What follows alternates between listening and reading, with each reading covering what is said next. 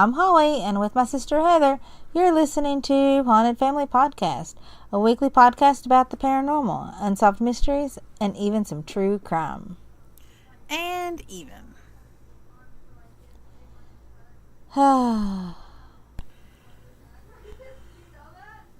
It's been a crazy day for me. I can hear children in the background. I thought you only had child now. Well, I have children. Child one is visiting. So, she is here. Emmy says that we have become her awkward amount of time space.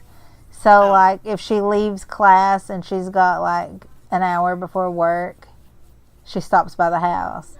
Or if she's got a couple hours before Hannah gets off work, she'll come here. Or so she doesn't miss you all. She missed the ghosts and the cats. Well, earlier today she was like, "Mom, the ghost keeps pausing my YouTube." So, but all of her room is packed because I'm getting ready to paint the walls and refinish the floors and move all my craft stuff in there. So at the moment she has no room, and so she sits in the bathroom. I don't know why she doesn't that's what she did before, though. So yeah, pretty much. I don't know why she doesn't go to like the living room or like, you know, my room, or I don't know. She just she. But now when she comes to visit, you can put her to work in the craft shop. That's true. Well, actually, she put me to work today because I made her 4 shirts. So. Well, I've been busy testing new products for our new Haunted Family Podcast merchandise shop. And they are awesome.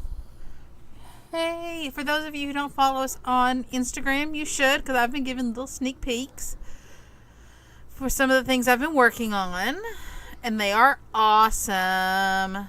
But I'm not going to tell you about it. You have to go to our Instagram and find out. Yes, you do. But yeah, so shameless plug though, shop has been busy the last couple of weeks, but not so busy that I cannot make you shirts. If you would like one, and if you use the code HAUNTED at checkout, you get 10% off. So, cat hair glitter on Etsy. I have lots of new fall shirts, Halloween shirts, Bigfoot shirts, some UFO shirts, pretty much a little bit of everything. But I am seriously in love with the witch shirts and the fall shirts that I have. I mean, like, basically everything in my shop is something that I would wear or my kids would wear. Because as which really you works just heard, out well. Yeah, because as you just heard, most of her shirts usually come from Abby or Emmy. Yeah. Yeah, they are usually like, "Hey, can you make me a, you know, whatever?" And then, you know, I throw it together for them. But anyway, yeah, I made 4 for Abby, which she still has, like, I don't know, 5 bags of clothes and a gigantic tote full of clothes that she needs to take to her house. So I shouldn't have made anything until all of her clothes were moved out, but she also still needs to get me all of the t-shirts that she wants me to make into a t-shirt quilt for her. I have those. Okay. Because I cannot make her a t-shirt quilt unless I have her t-shirts. Yeah. No, I have those. Okay, so we've shamelessly plugged both of our Etsy shops now. Actually, you have not given the link to your Etsy shop. I haven't. And you know what? I don't think I remember the direct link. Oh, I don't know either. We will have it in the show notes. Yes, we will. I never go to my shop. I mean, like, directly. Yeah, and you should shop from us because we really do have cool stuff. Well, I mean, mine is pretty much quilting and embroidery. Holly's is, like, cute shirts and stuff. Yeah. That's how we can still have shops and get along, is we don't do the same things. No.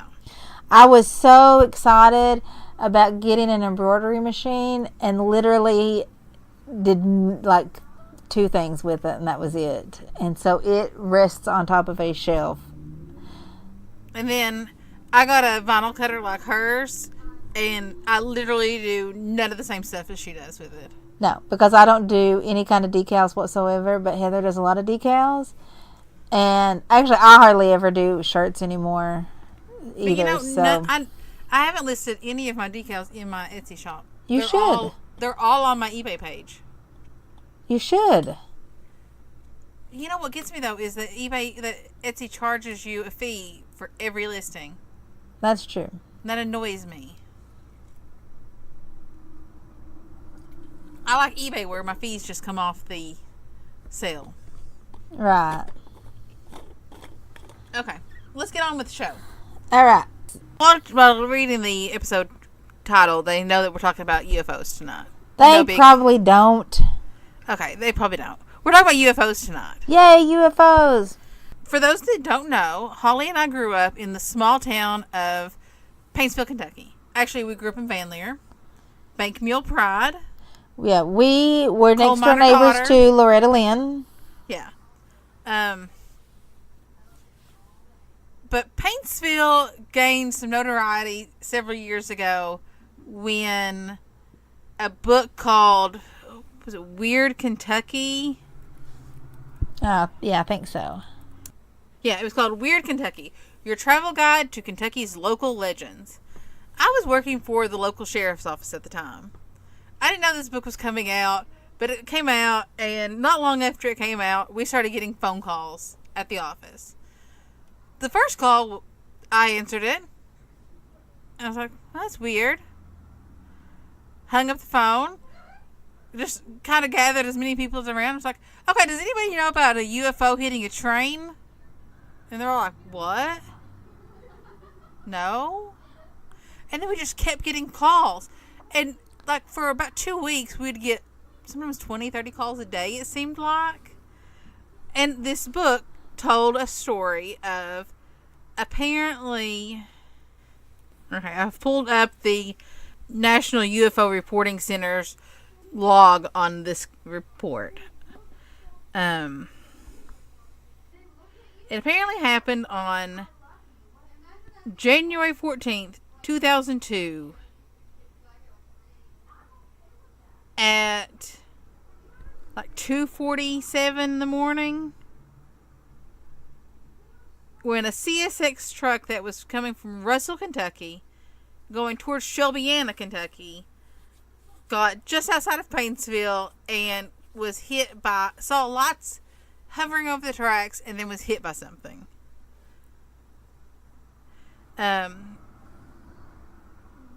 They're now saying it was a hoax on this site. I don't know. What I do know is that if something did damage a train there, it's probably falling rocks. Oh, yeah. That's terrible. I used to get so scared, like, in elementary school when I learned how to read, and we would pass those signs that say falling rock zone. I would be terrified because I literally thought that a rock was going to land on the school bus. We have very, like, soft rocks around here, so our hills are constantly eroding. We've constantly got rock slides and hills sliding out, and we have had bulldozers crushed by rocks. We have had rocks fall on cars that were driving on the road. Oh, yes. So, I mean, it would not surprise me if a train got hit by falling rocks. I don't really think this was a UFO. I mean, and then again, it could have just been a grand hoax to sell more books. I don't know. But I can tell you what is not a hoax. What's that? Well, let me get the information. This incident occurred on November 23rd, 2003 in Moorhead, Kentucky. Hey, I know where that is. I do too, because I was living in Moorhead at this time. Oddly enough, I was not. I live there now, but I was not living there then. You lived there before then. Right. See, okay. I lived in Paintsville. Well, I live in Johnson County. Paintsville, Van whatever you want to call it. Came to Moorhead for college. I left the year that Heather came to Moorhead. I left same year, and I lived in Lexington for 3 years, and then I came back. And when I came back, she left. Yeah, so we have never lived in Moorhead at the same. I think we briefly No, we did. Yeah, you were last 2 years or something like that.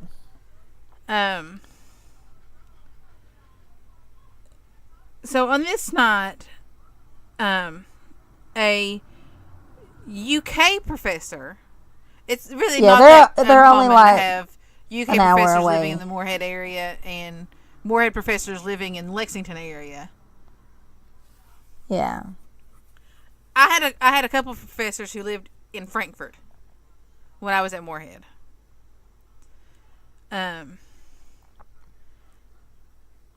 He was out with his sons and saw a kind of an ovalish light in the sky that was making no sounds. Yes. And they go into their house. They continue watching it from an upstairs window. They noticed it wasn't making any sounds, and they were close enough to it that they should have heard sounds.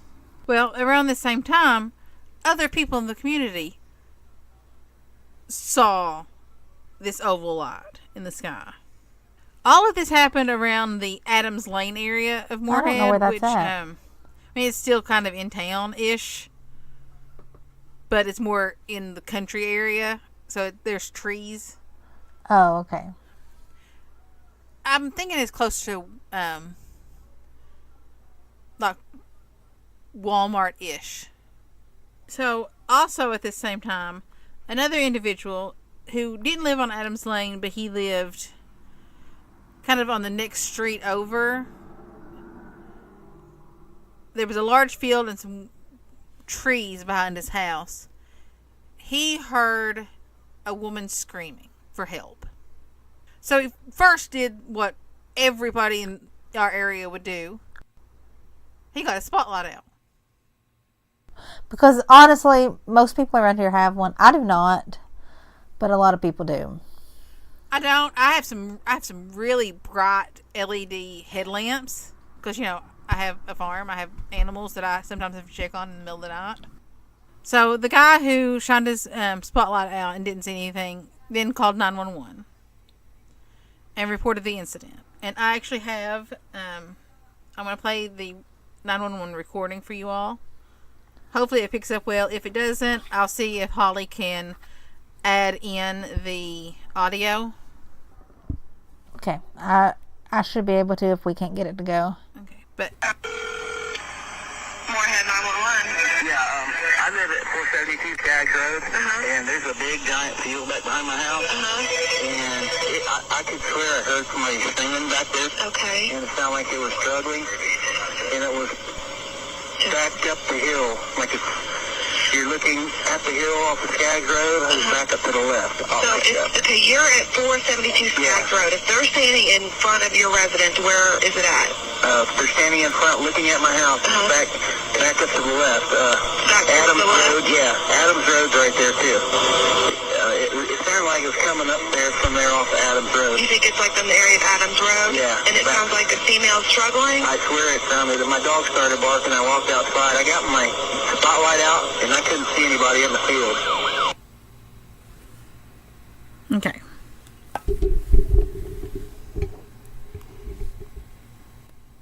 So that's the 911 call. One of the people who witnessed the UFO is ex-military. So I personally, lend a little bit more credibility to people who've been in the military because they tend to process situations a little bit better because they're trained to. Her and her daughter both witnessed the UFO together. The man who called 911, when he talked to the UFO investigators, he said that all the dogs and other animals in their neighborhood was going crazy. And several of the other people who witnessed this also reported that they couldn't hear the UFO, but all the dogs were going crazy. So the frequency was probably really high. Yes. You know what's funny is that nobody talks about that. Like, I didn't even know that it happened until you asked me about it. WLEX did a story on this. At the time? Yes. It was one of their Mystery Mondays. I don't remember that either. I don't either. But when I posted this on my personal Facebook page, I found a few people, all townies, who had heard about the story. Townies is what we call people who are not affiliated with the campus. None of my friends who were in school at the time had heard about this. Now, the reason why I wanted to talk about this case in particular, I was a student at Morehead State University at the time. My boyfriend and I are big old nerds. I'm sure our listeners know that. Yes, and we drove out to Cave Run Lake. We were at the Lakeview Vista Overlook, and we were watching the meteor shower. I can't say that it was exactly this date, but it was around this time. It was in this time frame. We had been there at the lake maybe an hour or so, watching the meteor shower over the lake, when we saw a big ball of light coming towards us over the lake. And at first we thought it was a helicopter. Helicopters in Morehead are a routine sighting. But as it got closer to us, we realized it was not making any sound at all. Yet, all of the animals in our area were scurrying away from us. Deer, rabbits, squirrels, everything was fleeing.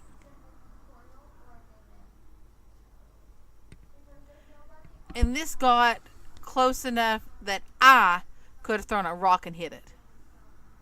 And I can't throw very well. I mean, and by very well, I mean, if I ever got nominated to throw out like the opening pitch at a baseball game, everybody would be laughing at me. I mean, I can't say 100% that my sighting was tied to the Screaming Woman incident, but I feel it was. And I told several people about this when it happened, because we got, after we saw it and after it got close enough that we could throw a rock at it, we jumped back in the car and went back to campus. And the lake is several miles from campus. And it followed us until we reached the city limits. And then just vanished. Yeah, I would say that it's probably the lake to downtown, I want to say is like 11 or 12 miles. And that's just going by when I moved to Salt Lick and would drive back. Let me see if I can find it on Google Maps and get our listeners a... Okay, yeah, I pulled it up. Where we were parked at is roughly 12 miles from Morehead. I've called it. And I'm saying roughly because they don't have the little overlooks on Google Maps. So I just had to kind of pinpoint where I thought it was. Right. I didn't even know anything about the Screaming Woman incident until a few months ago. I was looking for possible podcast topic ideas. And one of the places I go when I'm kind of stuck for future episode ideas is Reddit. Yeah. and I was just Googling, not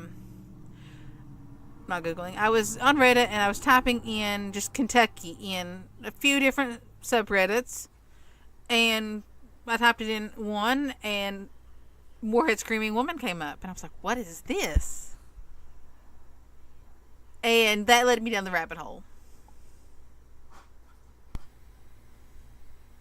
And I'm really glad I did, because it almost instantly I was like, oh my God, what I saw is linked to this. Yeah.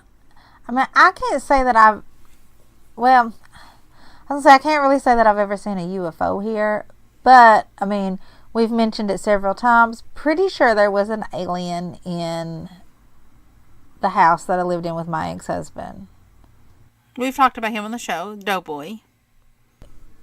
We have. For people who maybe are just listening to us or missed that episode, I lived in a house, like, when I moved back to Moorhead, we rented a house from my ex-husband's grandmother. I mean, at that time he was my husband, but it was his grandparents' rental house. And the house had been in the family for, well, I think since the house was built. So the house is the same age as me. Yeah, I mean, so there was never any like deaths in the house or anything like that. Like, so. And before it was a house, it was just like farmland. Yeah, it was just farmland. But they had built an addition on where there was a carport, and they built in the carport to make a little room. Well, when we moved in, we turned that into like a computer room, TV room, craft room for the kids kind of thing. So, but it still had the brick wall that was the outside of the house, and it still had the outside window, but I had shelves in it, so it wasn't an actual window. It just was the hole where the window was, and there was just shelves. So you could see in from the kitchen, you could see down into that room.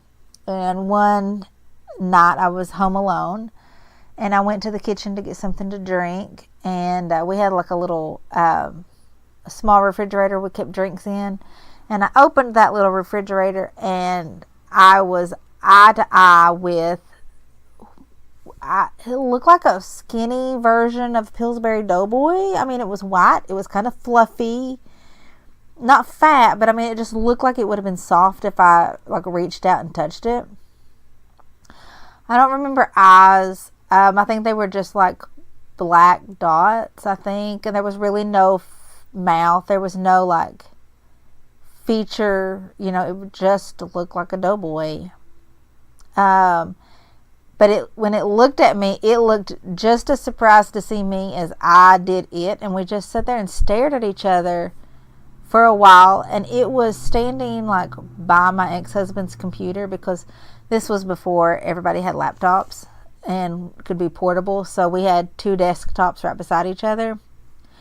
Well, this thing was standing by his computer, and we just looked at each other for a while, and then I just turned around and went back to the living room and called Heather, and I was like, "You're never going to believe what I just saw."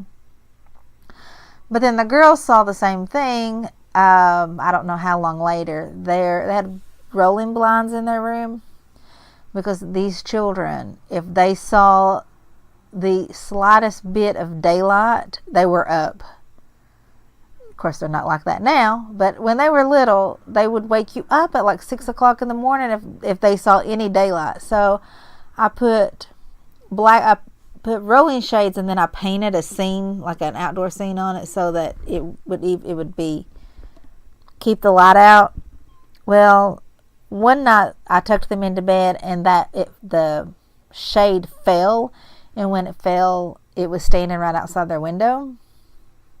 And of course they screamed, but I didn't see it when I came back to their room. But when I told the girls that I was doing this episode tonight, Emmy said, "Oh, well, you should tell people that I think that I've been abducted. And she said, well, What? hold on. She said, no, I don't think I've been abducted. Like, I don't think they took me up into their spacecraft or anything. She said, but I do feel like they've come in and, like, taken blood and stuff from my feet, like, in the middle of the night while I've been asleep. So, Well, there's that. yeah. So, my child is probably going to be the pilot from Independence Day 2. She's going to save the world. Well, I don't think that I've ever been abducted. I don't think I have either. But this is not the only time I've ever seen a UFO. And I don't think you were ever with us. I'm serious. I don't think that I have ever really seen anything that I would categorize as a UFO. I mean, I believe I've seen an alien. Several times when we was little, it was just after we'd moved from Van Leer. Dad and I would be coming back from visiting Grandma.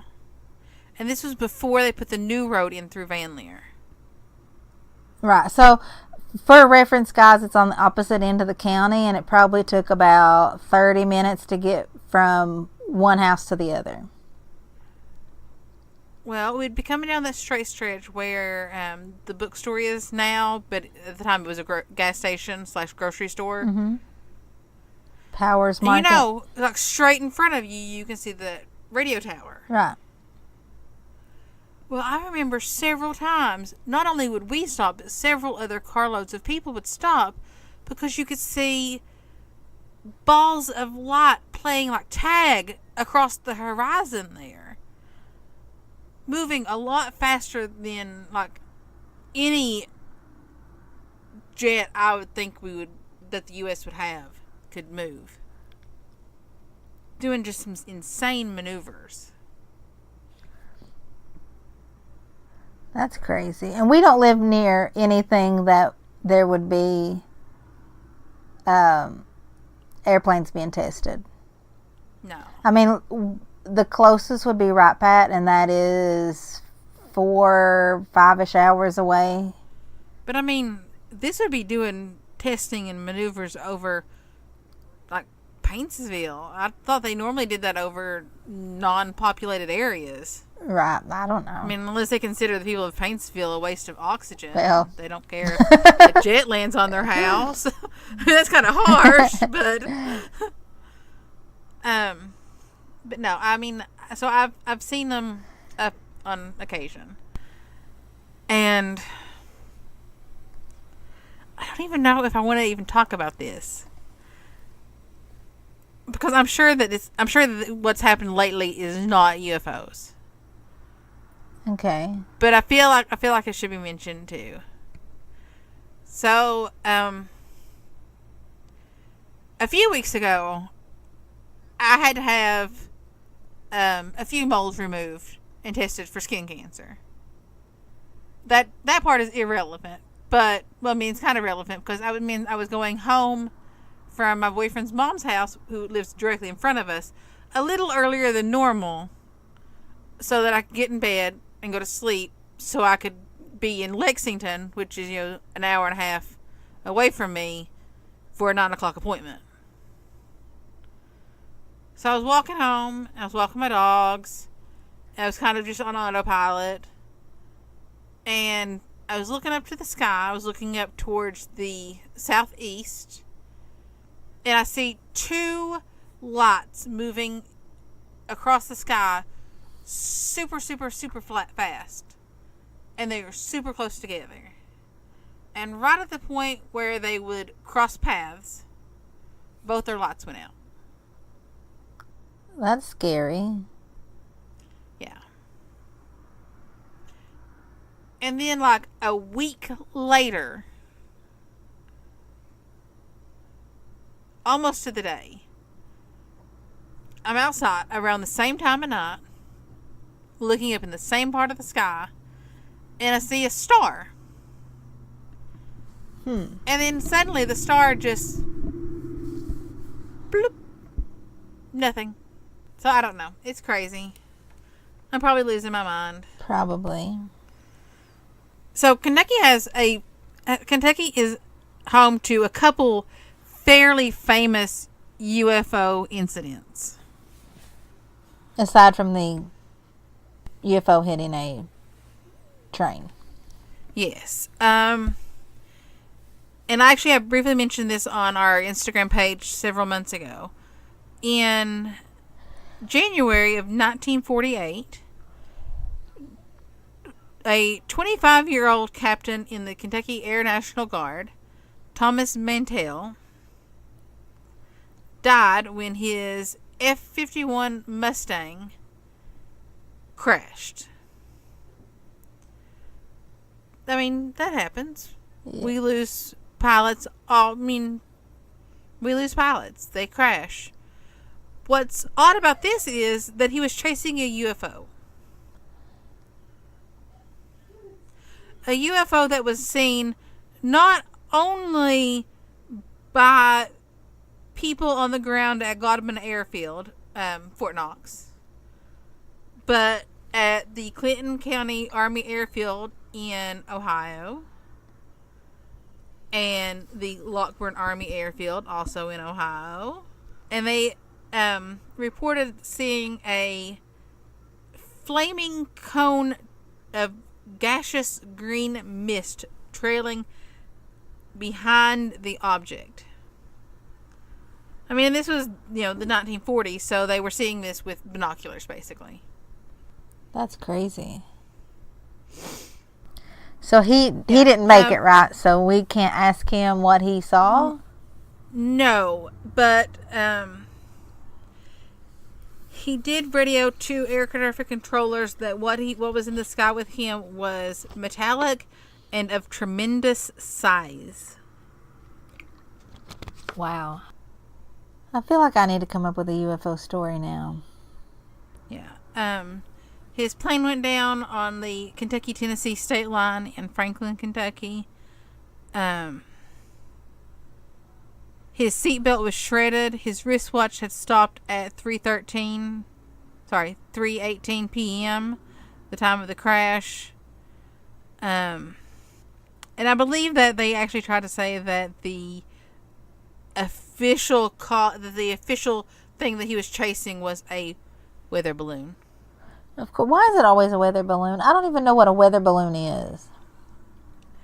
Honestly, that is probably the laziest excuse that our government can come up with. And you know what? They can send the men in black after me if they want to. That is lazy. Come up with something new. Well, there is the Kelly Hopkinsville encounter. Yes. Which could also be goblins. Like, this is freaky, guys. Freaky. The Kelly sighting is where we get the little green men UFO alien from. Yeah. So, this happened in 1955 near Kelly and Hopkinsville in Christian County. I did not know Hopkinsville was in Christian County. I didn't either. That's not surprising. I know, like, Western Kentucky is so confusing to me because, well, okay, listen, I'm going to say this, and I say this to our people who work in Western Kentucky too, like my coworkers, and I think they all get offended at me, but y'all, I'm sorry, but Western Kentucky is hardly Kentucky. Like, when you cross the time change, I think you're just Tennessee, like, automatically. Yeah. So, I love the explanation for this. Owls. Yeah. I mean, like, sorry, but good old Kentucky country folk are going to know what an owl looks like. Yeah. So, okay, the story goes, on August 21st, 1955, 5 adults, 7 children arrived at the Hopkinsville police station, and they were saying that they saw small aliens in a spaceship and that they were attacking their house, and they had held them off gunfire for 4 hours. 12 to 15 aliens? Yeah. Elmer Sutton and Billy Ray Taylor said that they had been shooting at them, and they were short and dark, and they would repeatedly pop out of the doorways, and they would peer into the windows. They were, anyway, the police were concerned because, I mean, you've got crazy country people saying that they've been shooting at something all night. So, 4 city police, 5 state troopers, and 3 deputies, and 4 military police, because this is near Fort Campbell, they drove to the Sutton farmhouse, which was located near Kelly. And then they didn't see anything other than evidence that the gunfire had happened. There was holes in windows and screen doors, and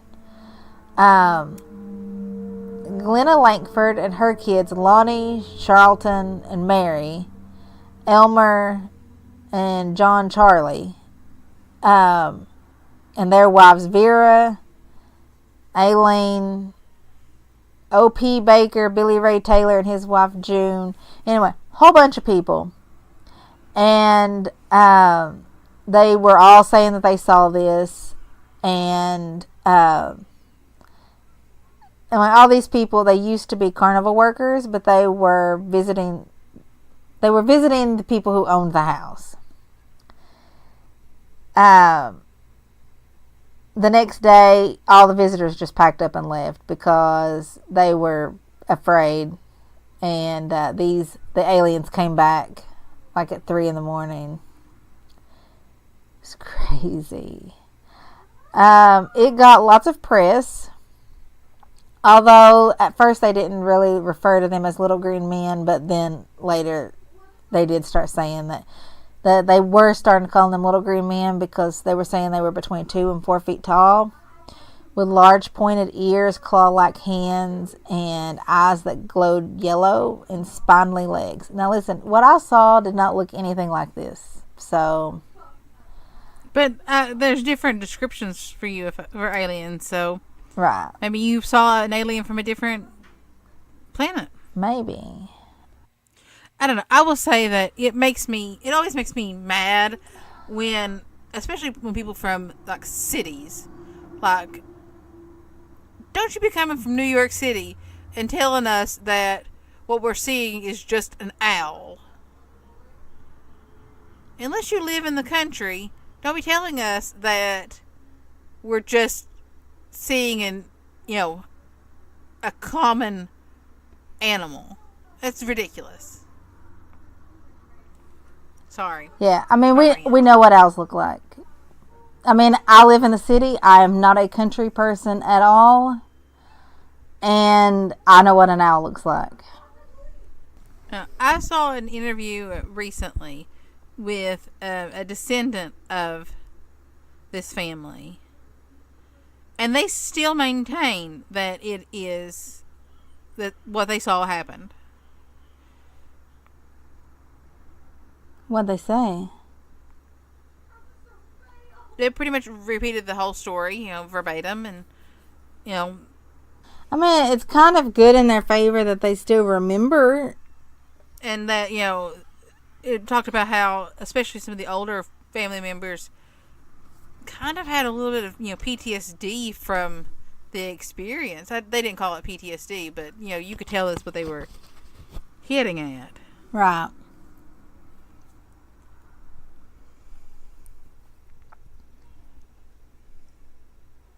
That's crazy. I feel like I'm saying that a lot this episode. That's crazy. I just can't, I really cannot believe, though, that, if you're shooting at it, to go back to the owl thing, if you're shooting at an owl, it's going to fly away. I mean, yes, they will. But also, these are country people, and during the time period that it's in, they probably hunt a lot for their food. So I don't think that they would be missing much.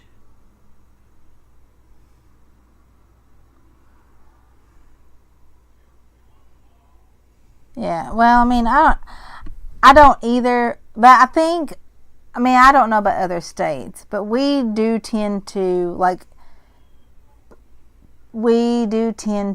assume and treat people from rural areas as being stupid.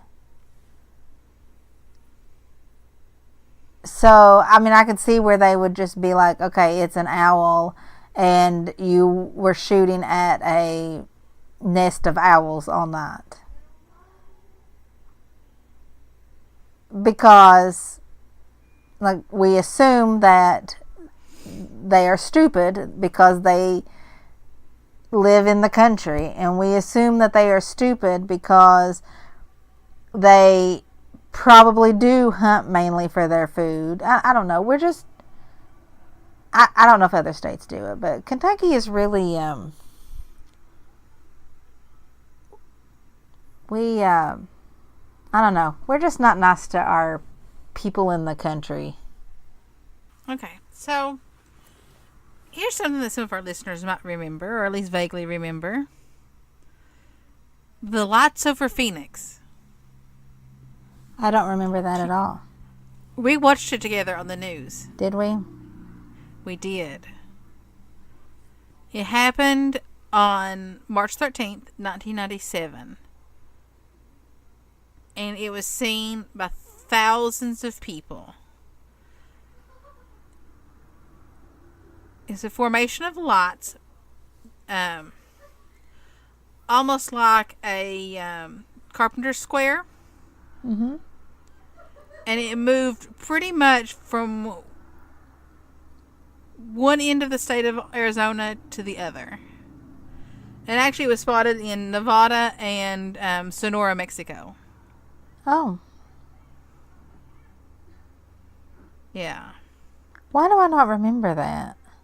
But they were, I mean, like, I remember CNN was covering this.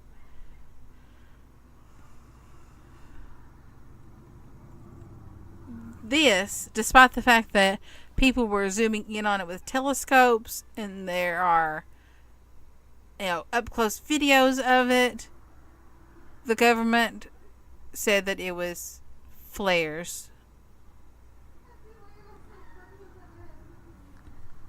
Wow. Yeah. There was another sighting happened in 2007 and again in 2008. But they also were flares. That's a lot of flares. Yeah. I don't buy the explanation, but, I mean... Well, I mean, I don't either. But, I mean, I feel like... What are they going to say? I mean... Yeah, they can't... The government is not at a point where they can admit that aliens are real.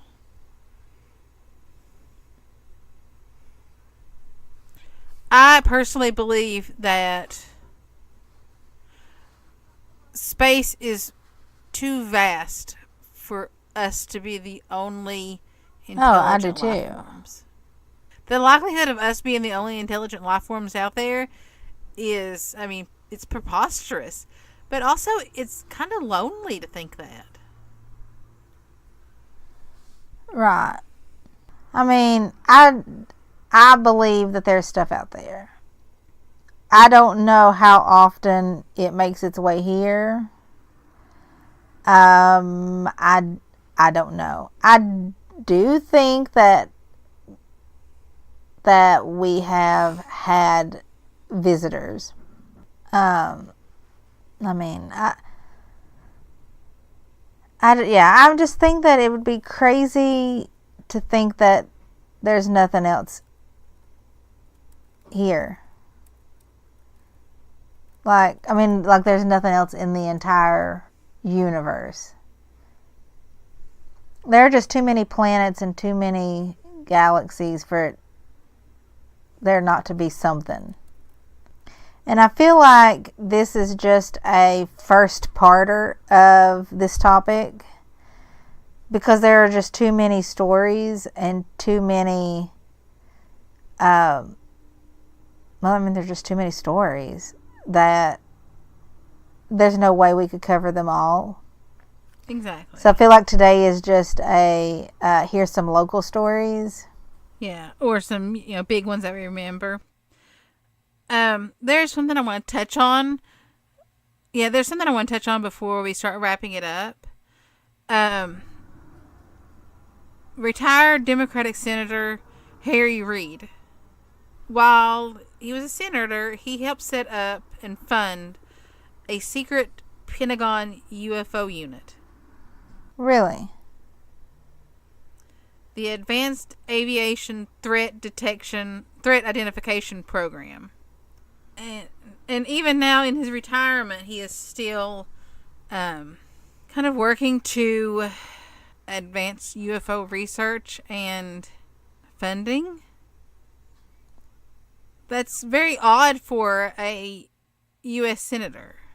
Now, he said that he knew that other countries, Russia, China, Japan, were already taking UFOs seriously. And he felt that it was very important that the U.S. get their act together and start taking UFOs serious. Well, I feel like that's going to be happening now that we're getting Space Force. Which, shameless plug, I have Space Force shirts in my shop. And also, shameless plug, Holly is going to quit the podcast and join Space Force. I am. I have been training for Space Force my entire life. I think shows like Ancient Aliens with the weird hair dude and all that make light of UFOs and aliens, and maybe they're supposed to. I mean, maybe that's some part of a bigger plan to kind of keep people a little calmer and more relaxed about aliens. If you can make jokes about it, right, you're probably not going to freak out about it. That's true.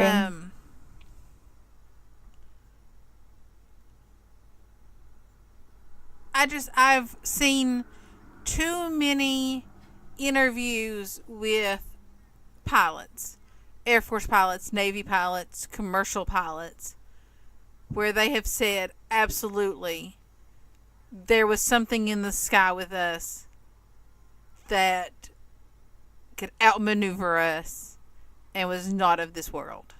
But were they inverted? Sorry, I watched Top Gun a couple weeks ago. I don't know.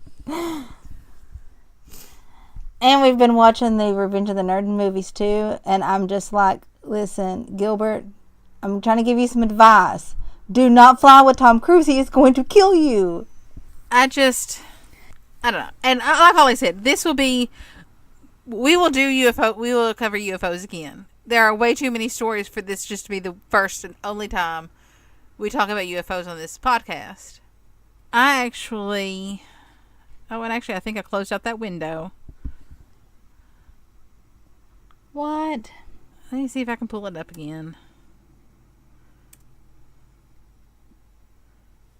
No, I was on the that UFO reporting site, and I just typed in my town and to see what I could see. And of course they had the alien versus not alien, UFO versus train, but they had another one. Let's see if it was anything interesting. Okay, here it is from July 28th, 2013, Paintsville, Kentucky. Duration of sighting 3 minutes. There were 3 crafts that looked like horizontal cylinders with light emitting from the center outwards. 2 were traveling faster than the last. The final one seemed to take a while to go out of sight, as if it had almost noticed me filming it. I would love to see the video. Yeah, really. Let's see if Moorhead has any more interesting ones. It would help if I actually spelled Moorhead right. Well, you are not the only one who sometimes spells it wrong. Yeah, there are like 20 from Moorhead. Really? 2017, 2016, 2012, 2008, 2008. See, I've lived here through all of that, and I don't remember any of it. I don't believe this one's a UFO. 3 bright glowing orbs fly by a dormitory building at Moorhead State University. Each orb was around a foot in width. Okay, I'm entering this on behalf of my friend who saw it.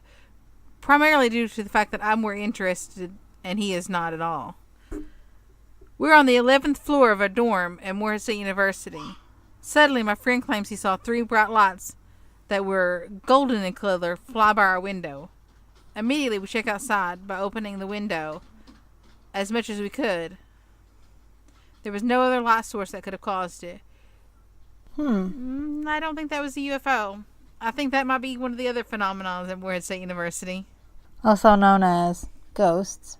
I don't know if this is the same person that reported this again, but another person on the 11th floor of dorm room on the same night reported the same thing. Maybe it's somebody else. Says, I live in the highest and tallest building on campus. Cartmill. Fun fact, I used to live in 1313 Cartmill. Fun fact, my ghost stories of Pervert Pete happened in Cartmill Hall. 7th floor, 707. So, yeah, I don't believe that this is a UFO. I think that this is haunting. Interesting story nonetheless, though. Maybe we'll take time out in one of our future UFO episodes just to read through some reports from that site that relate to Kentucky. Yeah, that'd be good. I can hear one of your doggos. Hank. I mean, he's relatively quiet.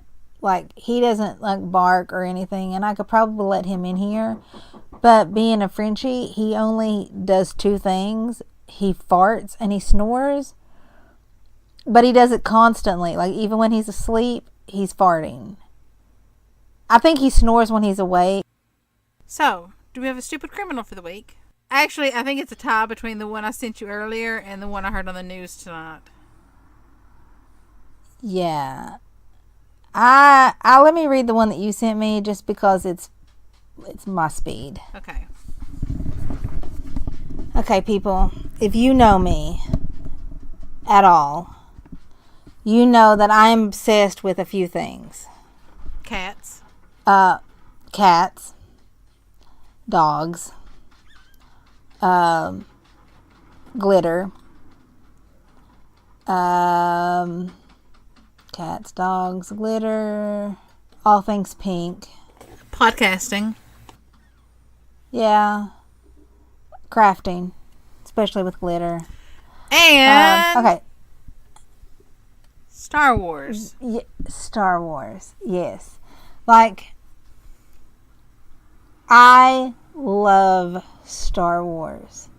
Love Star Wars. And I have passed my love of Star Wars on to my oldest child. Emmy really doesn't care about it, but we love Star Wars in this house. Like, we are total nerds. I have a Empire emblem on the back of my car. My next tattoo will probably be the Empire emblem. I hardcore love Star Wars. And our stupid criminal does too. So this happened in Pikeville, which is about an hour from Heather, so about 2 hours for me. Over the weekend, Pikeville police was sent to Scott Avenue. And the reason was there was a drunken, disorderly man. And they get there, and they thought he was on methamphetamine. He covered in sweat. He told the police that he had been walking all night long looking for his lightsaber that he dropped the night before. He walked from Brushy to Pikeville looking for this lightsaber. And that's, gosh, how far away would you say that is? Hold on. I will get that data for you. Okay. About 24 miles. On foot, it's 9 hours. Yeah, so he walked, which might have been because of the sweat, but he walked 9 hours looking for his lost lightsaber. I can't blame him. Well, I mean, if it was one of the nice lightsabers, I mean, I can kind of understand walking around for it, because I wouldn't have dropped it and then just kept walking, though, because they're a couple $100. So he's not really a stupid criminal.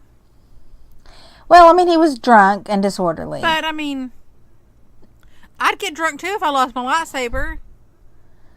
Well, I'm sure he lost his lightsaber because he was drunk. You don't know. But anyway, he was arrested for drunk and disorderly. He could have got drunk because he lost his lightsaber. I mean, that's possible. He was self-medicating.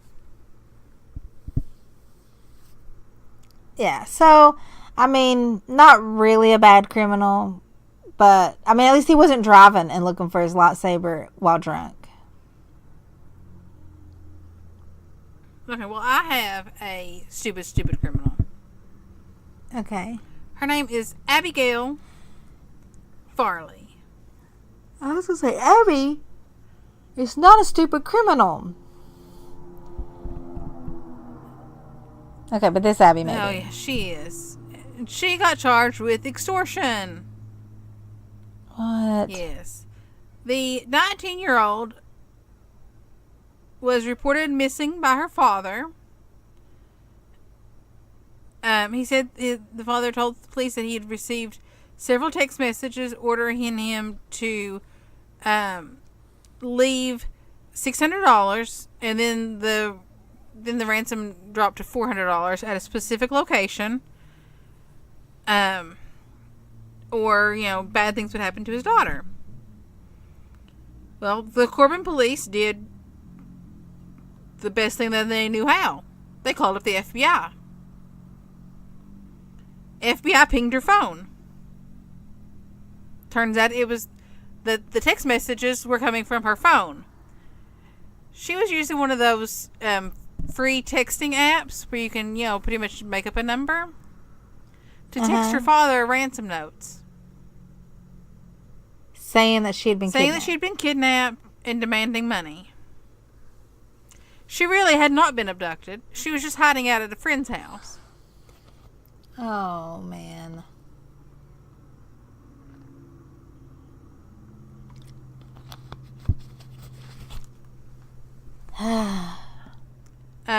Yeah. People, that's bad. The cop said in the case that he believes that she probably has a drug problem and that is the root cause of all of this.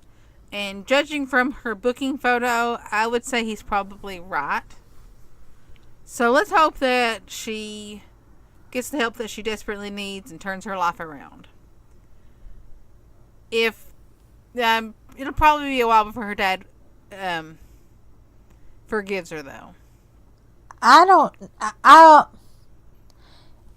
would hate to say that there's nothing that my kids could do to make me not ever forgive them for something. But, I don't know. Like, that would probably, it'd be a long, long time. I don't know that I'd ever trust them again. Hopefully she learned her lesson. Hopefully. Well, that's all we have for this week. If you have a story of a UFO encounter or an alien encounter, send us an email at hauntedfamilypodcast@gmail.com and let us know what it is, because we would love to use it on the next UFO episode. Also, if you have a stupid criminal in your area that you are dying to share with us, that would be great. I know we can't possibly have a lockdown on all the stupid people committing crimes. I mean, it seems like that way, but I know it seems like between us and Florida, we're keeping the stupid criminals going. So come on, other states. I know that there are stupid people out there doing dumb things and getting themselves arrested. Share with us. Also, if you are dying for a UFO shirt or Bigfoot or pretty much anything, you can visit my shop at Cat Hair Glitter on Etsy. Literally, I would wear every single thing in my shop. So if you think we have the same style, you'll probably like it too. We are working on a standalone Haunted Family Podcast merchandise shop. Don't worry, you can still order any of the shirts directly from Holly's Etsy shop, but yeah, I'm not going away. We're working on some other things that might not have the same fit for Holly's shop, so I think you're going to like them. Yeah, I think so too. Check out our YouTube channel. It is not just this podcast. It is weekly, sometimes twice a week, true paranormal stories. I just posted a sit-down interview with two people who grew up along the same road, and it might be the most haunted road in eastern Kentucky. And I think that the follow-up episodes to this, to that YouTube video, are going to be great. So you definitely want to listen to the first one. So when the follow-ups happen, you know what's going on. You know what's going on. One of the guys during the interview, like, as soon as we started talking about it, he got so scared and like emotional. He hasn't lived there in maybe like a year, and it still affects him. One of the main beings that haunts this road has a name, and he won't let me even say it. That's how terrified of it he is. Do I know this name? Probably not, but I can tell you after we record. Okay. Okay. Well, thanks for listening. Thanks for listening. Bye. Bye. If you liked this episode, please take a moment to rate and review us on iTunes, Stitcher, or wherever you get your podcast fix. You can also show your love by giving us a shout out on Facebook, Instagram, or Twitter. We are Haunted Family Podcast everywhere. You can also tweet us by going to hauntedfamilypodcast.com/tweet. For merchandise, please go to Holly's Etsy shop, etsy.com/cathairglitter. If you have a stupid criminal, paranormal story, or true crime suggestion, email us at hauntedfamilypodcast@gmail.com. We would love to hear from you. Thanks for listening.